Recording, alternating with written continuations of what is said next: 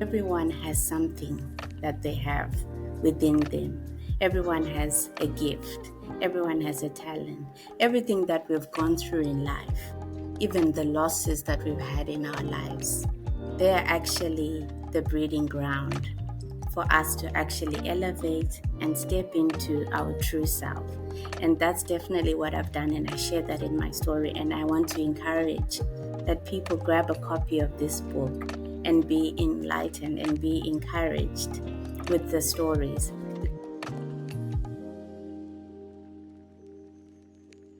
Welcome back to the Rubasha Family Podcast. I have a very, very special guest in the building. I have the one and only Sandy Tembo. Now, Sandy Tembo is someone who has been inspired to live life through her imagination, to live life on her own terms, to be able to go for something, right, and just go into the deep end. And she is a co-author in a book called From Corporate to Calling, which really, sums it all up, coming from that corporate world, working that role into now what your calling is. What's my purpose? What do I wake up and makes me feel inspired and happy and excited every single day to add impact? And that's what you're doing. So welcome to the show, and thank you for coming to share a little bit about yourself and what made you open up this book.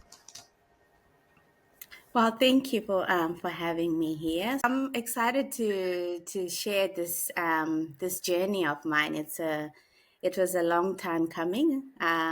I haven't personally shared my own story, so it was a good opportunity to actually share that, and it was a great opportunity to be alongside amongst other leaders within coaching, consulting space, leaders across the world that have also gone through that same journey with the same theme of corporate to calling, but it's also coming from suppression to full expression. And so that really excited me because I could definitely align with that, because that was the journey that I've gone through in the last few months. So it's been an exciting one to share. Marketing is all about storytelling. Dad, when we first started this business, what did you say to me? I said, yes, we do a podcast Why? because I want to tell our story. Why? Because I know the story builds a legacy. Builds a legacy. And that is exactly what we do here at ETS Rubasha Media. We market your story on social media so you could build a legacy for those who come after you, to build your business and your personal brand. Yeah, follow us on our platform. Go on our website, etsrubashamedia.com. This is about legacy, and it is about showing up on social media every single day, because if you don't show up, your competition will. Awesome. That's really awesome. Can you tell us a little bit about your background? Where are you from? Where did you grow up? Yeah, so I'm originally from Zimbabwe, and I grew up in Harare. And in the story, I do share that journey, and I do go back to the little girl that I was, raised by grandparents, which was quite, at the time it was strange, but now it has turned out to be the greatest gift. And I get to unpack some of the tools that I learned from there, because it was actually a training ground without even realizing.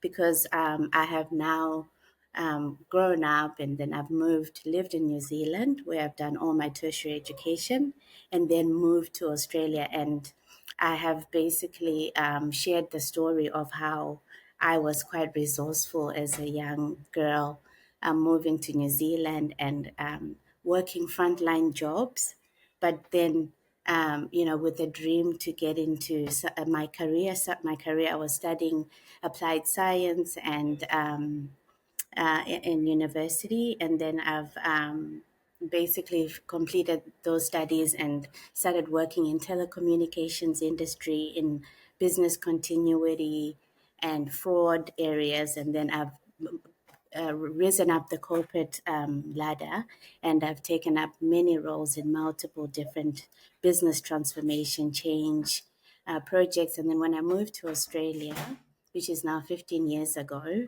I have now then had a 15-year career in Australian banking industry, in institutional banking, and continued that risk and compliance and business strategy within multinationals.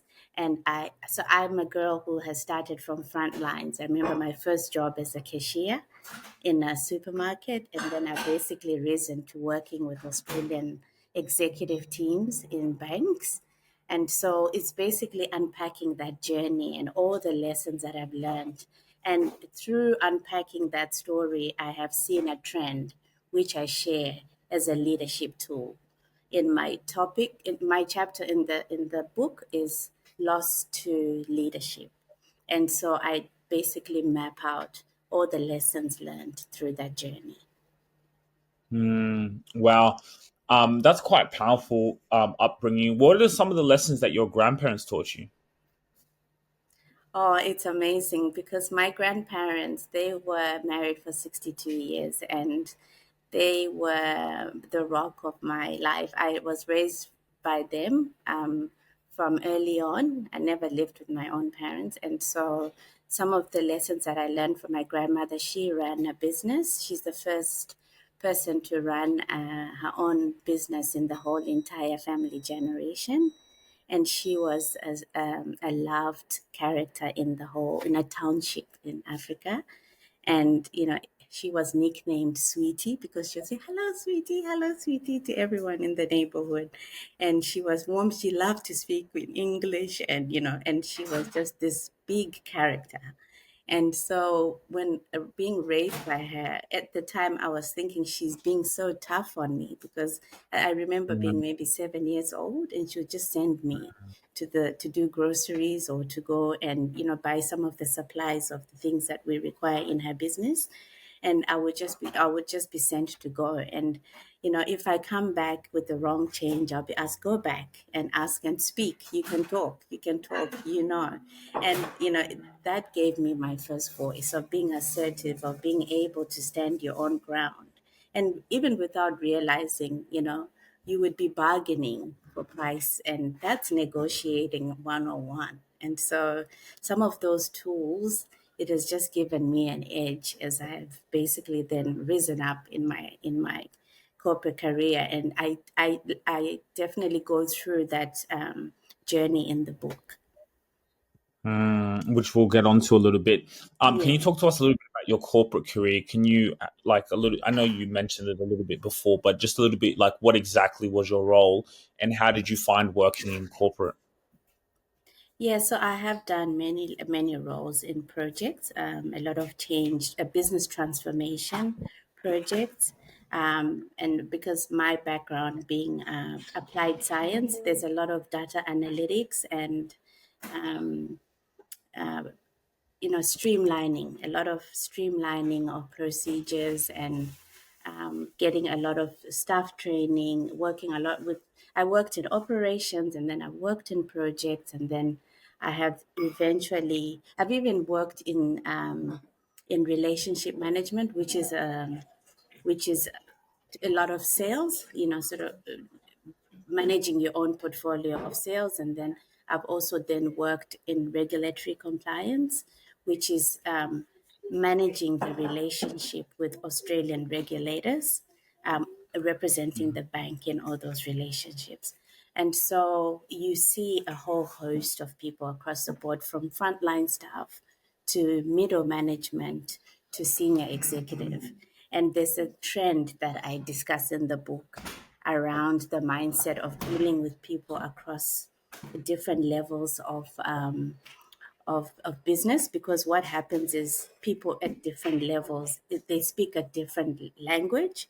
And so being able to be fluent across the line, that's a tool that I'm definitely excited to explore in the book. Powerful tool. And now going on to the book, can you talk to us a little bit about your specific chapter? Yeah, so my specific chapter is so the title is called Lost to Leadership, and it's unlocking the life code, which is a framework of mine, the life code to break through impact. And so, what the life code is, It's an acronym of my framework that I use in my now. I'm now working as a coach and consultant, business advisory and coaching, executive coaching, and that is a framework that I unpack. But I have that same framework in business, but then I also identified that same framework within within my journey in corporate. So I'll give you what the life framework represents. So L is leverage, and then I is intrapreneurship, and F is fearlessness, and E for execution. And so those are the tools that I've used while I was being resourceful within all those roles. And so it's a different mindset around even in that role when I was working in an organization. When I talk about leverage, when I talk about leverage, it's about really talking about all the skills that I've had in all the different roles. I've always applied them. So whatever role that I'm going in, I'm always using not only the tools required for that role, but it's about digging deeper and being resourceful and using all the different skills that I've had to be able to be resourceful in that role. And then when we speak about entrepreneurship, it's about owning my space. So whatever role I was, even if I'm an employee, I would still own that position of it and take full ownership in that role, almost having an entrepreneur mindset while you're Mm. within that role. And then the F is really around being fearless. So the courage where you can be able to articulate your ideas, even if everyone else is wondering, what does that mean? But being fearless in articulating what those ideas, because your ideas are coming from all those multiple different references that you've carried all your life and in all the other roles. But it's then being able to be courageous enough to stand up and share with people who might think in the same way, but differently to your personal experiences. And then the E is around when you do speak up, then it's about taking action to bring those ideas to life and actually execute and basically make that lasting impact. Because without, you can have a great idea, you can have a great suggestion, but without actual the full taking action, the execution, then that idea doesn't become impact in your space. I absolutely love that. I love also you talked about intrapreneur, which is a very good segment I want to bring up a little bit. You know, like there's two things. You can build wealth as an entrepreneur, or you build wealth as an intrapreneur, right? An intrapreneur, you're not taking up the risk, you're not putting up the money. Like, you know, you're working within the business, but like you just said, you're owning that department. You're being creative. You're in that, even in that calling, especially if you have also a good working environment, that also helps as well, right? So I think that's very valuable what Absolutely. you said, and then leverage. So how does one get more Yeah. leverage? So what?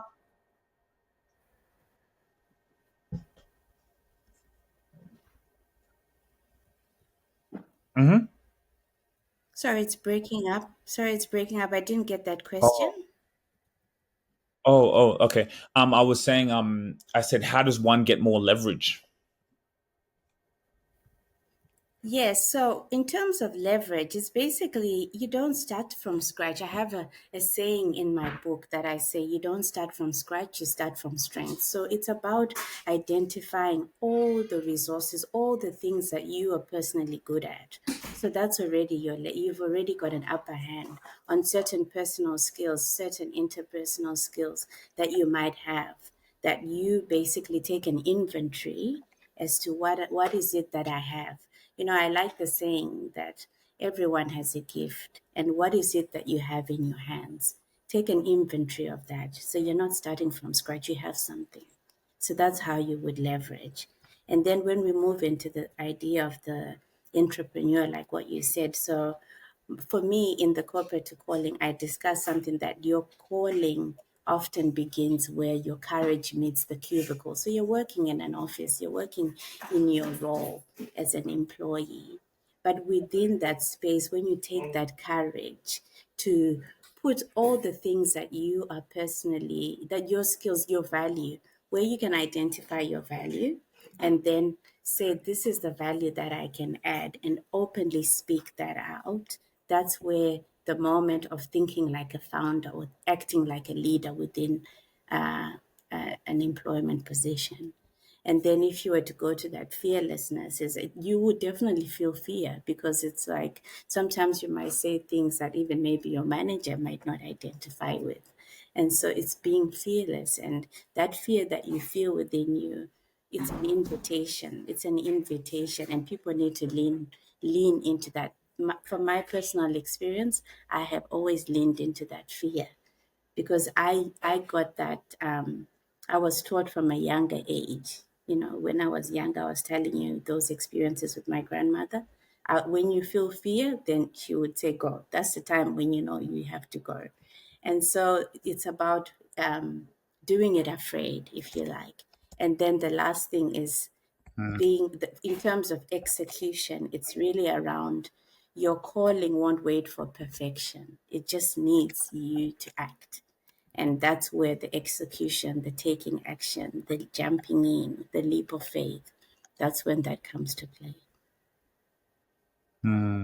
I love it. I absolutely love it. Can you talk to us a little bit about where you even got this calling? What made you want to come out and express yourself more? Because I know we've also spoken in the past, and you've also told me how this is something that's been within you, and you're expressing out to more people. So what's called you to come out?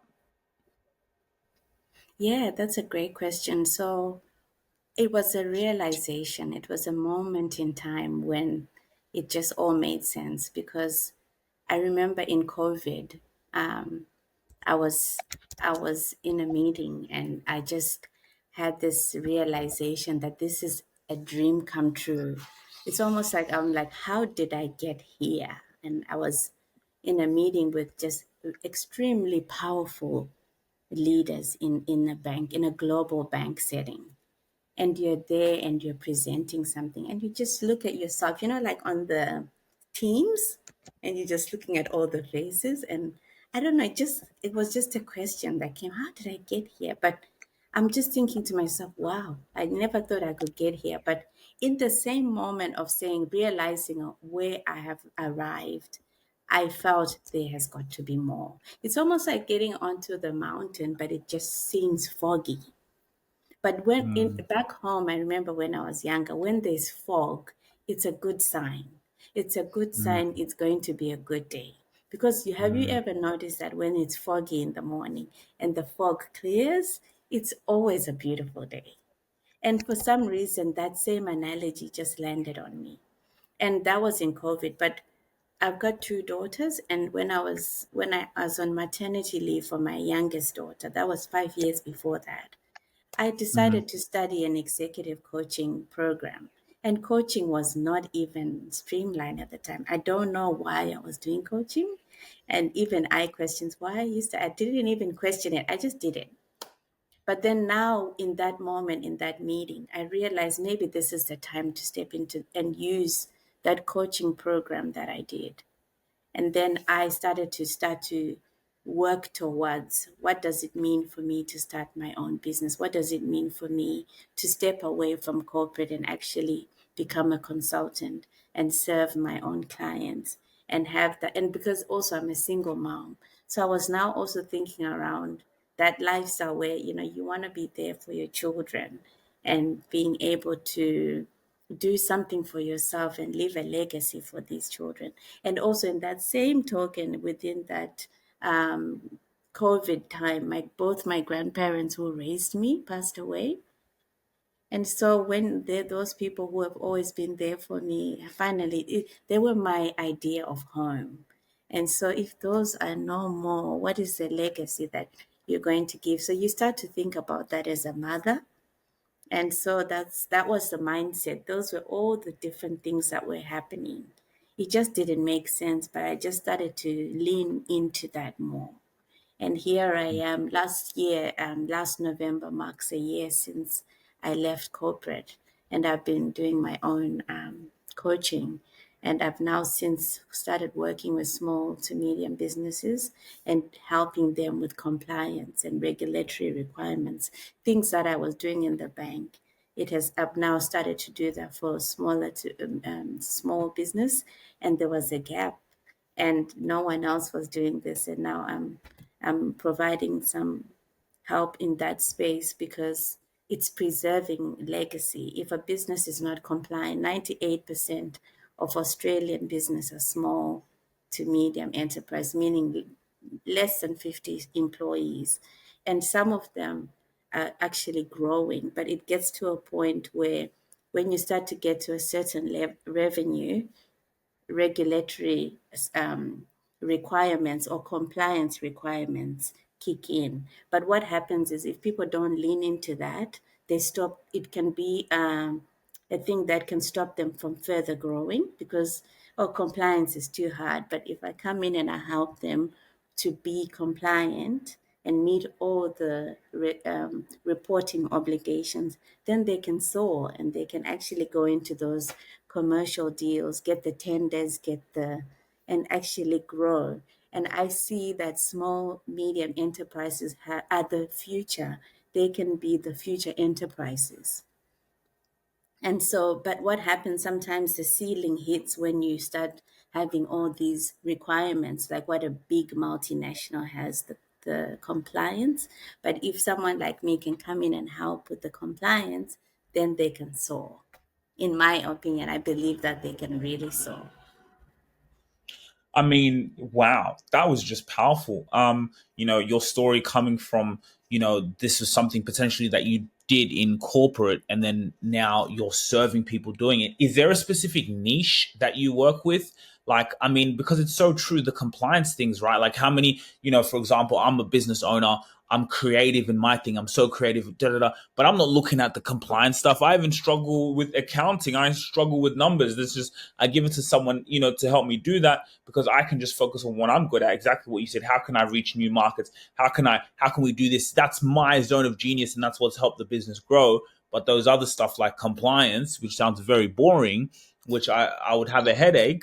I would have a headache, trying to do. But it's important because if you're not compliant, that can ruin your business. So That's it's right. it's a huge need in the market. So do you have a specific niche in terms of it, or it's just kind of all across the board?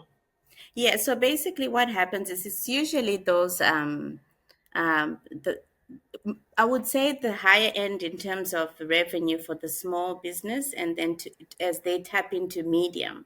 Because what happens is when you're still below a certain threshold, let's say less than 2 mil, or it depends in terms of revenue what you're generating. But once you get to a certain threshold, for example, I'll give you one example.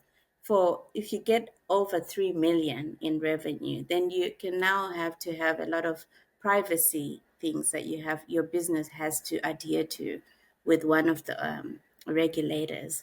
But if you're still operating small, you can move without having to think about, do I have some privacy plannings in place. And then you can also have some of the ones that I'm mainly working with at the moment, because I'm coming from banking and there's that whole financial crime with a lot of scams that have been happening.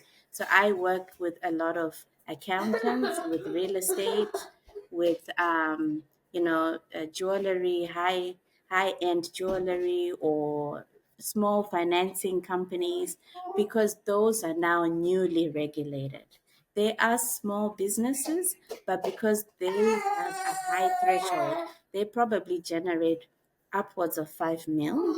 So then what that means is they are now under the same level of scrutiny that banks do. They are having the Banks. same Wow. they are now Yeah. having the same level of scrutiny, because an accountant, you build the structure of a business, right? And so there's definitely loophole areas of where people can come and build a structure that's shaky, or whether it's a conveyancing business, and you're settling for a real estate for property, but then that property, is it paid for? How is it legitimate cash? So there needs to be, so that's where we come in and help with AML, that sort of thing. But what I particularly help with for small to medium business, it's not one regulator. It's not looking at OSTRAC, or it's not looking at OEC for the privacy. It's actually mapping across your industry which regulators that you need to adhere to, and Mm-hmm. then basically embed all of those reporting obligations into your day-to-day. So then what happens is you never have to worry about not meeting a reporting obligation because it's mapped into your BAU. So that's kind of what I help with. Mm, wow, that's really fascinating. I'm really proud of you where you're going and what you're doing. This is so awesome. And also just on this book, like if and to be honest, I think there's so many more conversations for us to go here. In terms of like, what you're doing, I think it's like, it's just how can you educate your customers? I think you're in a good place because yeah, you know your audience very well, exactly what you just said, da da da. And those are people, they don't even know that they're having those problems. There's so many Yeah, more of them who need you. They don't know that they have those problems yeah, until sometimes they go through it. Then they say, oh crap, now what do I yeah. do? That's when they come to you. But before that happens, what about if you can get on top of this, even when things are okay, when things are going well, when maybe even you are compliant? Well, okay, how can I bring in someone like Sandy to double, make it stronger? And grow that, and I think it's a good market too because you target good customers with a good budget where price isn't really an issue, where they're able Yeah, to work with a great. because what it is, it's not it's actually if you don't get it done, what happens after? Because the penalties, I won't even start with the penalties. You A see, penalty for non-compliance, I've seen businesses shut down. I have shut met down. with someone who had a business with the, pool safety, pool maintenance or something. And then basically they were not compliant across many different levels. And the fines were over 1 million, which is way more than their revenue. And that basically shut their doors. So the fines can actually then, Kill you. actually take you out. Or if they don't take you out, they might take a huge chunk of the cash flow. Your cash flow. Yeah, yeah. And I think that's what I'm saying. I think that's why this is incredibly valuable. And as I said, I see potential in this, like telling stories about this. How can we, potentially every month sit down, what's happening. So like this has been really powerful. We'll talk obviously a little bit after. If you could leave our listeners with just one sentence, a truth, reminder, or encouragement, what would that be? I know we kind of drifted off a little bit into the business, but Yeah. it's good because people also need to see who you are as a business owner. It also makes me like, okay, if I know who this is, what about you? Then it also actually makes the book quite interesting because I'm like, wow, okay, it shows your authority, right? Like, why should I even listen to you? But even just having this conversation with you later on, seeing how you've been helping and how you're doing in business, and even like what you just said made me feel so amazing was when you said you were in that place and said, "Wow, how did I get here? Like, how did I get here?" When you pinch yourself, and then okay, there's more, and that's why you're here doing a podcast because there's always more. There's a book now, and like you just when you talked about your grandparents, it's about legacy, and you're doing amazing. So yeah, my question would for you would be if you could leave our listeners with one sentence, a truth, a reminder, encouragement, what would that be? From this book of corporate to calling. Yeah, so one of the things is really about everyone has something that they have within them. Everyone has a gift. Everyone has a talent. Everything that we've gone through in life, even the losses that we've had in our lives, they're actually the breeding ground for us to actually elevate and step into our true self. And that's definitely what I've done. And I share that in my story. And I want to encourage that people grab a copy of this book and be enlightened and be encouraged with the stories. Because even from my own life code, that's the life code that tracks down my journey in what I've done in corporate. But I have other two life codes that is for business, a life code for business, and then there's also a life code in terms of your own inner state as a person.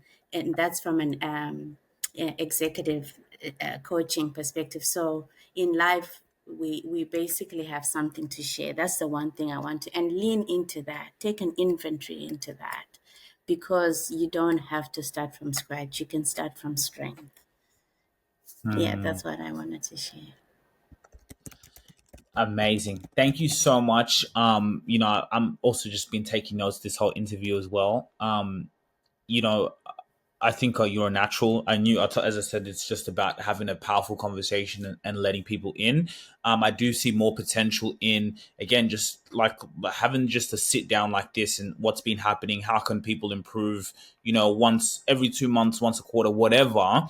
But just to keep giving that inspiration, because I think people need to hear it. And I want to thank you so much for being so courageous and leaving a legacy. So what we will do is the book out now? Because what I usually do is with all of our podcast guests, I do this quite a lot. They all, you have a book in, so people can go in and buy it. Like, we want people to go in and purchase this book from watching this interview, when they listen to it on Spotify, when they see it on YouTube. How can people purchase it? Would you be able to provide me the link to, or when is it coming out? So the book is launching on November 21st. So Awesome. we would be able to share the link so people could join us on the day of launch. There's an Eventbrite launch, and those that join us early, there's a discounted price of purchasing on the launch. So I would encourage you to come on that first day and be part of that journey with us, with all the 12 other authors. There's 13. So that you've just heard from me. There's 12 other courageous stories, powerful stories. So please do come and join us on the 21st of November, and then the book will be available. Yeah. Amen. Amen. The book. So it's a physical launch, to be there or something. It's a virtual launch. So it's a Virtual. Okay. virtual launch, and then when you do join the launch, then you would have an access to purchase the book on Kindle. So the launch offer, very discounted, almost the same price as your coffee, would be available on Kindle.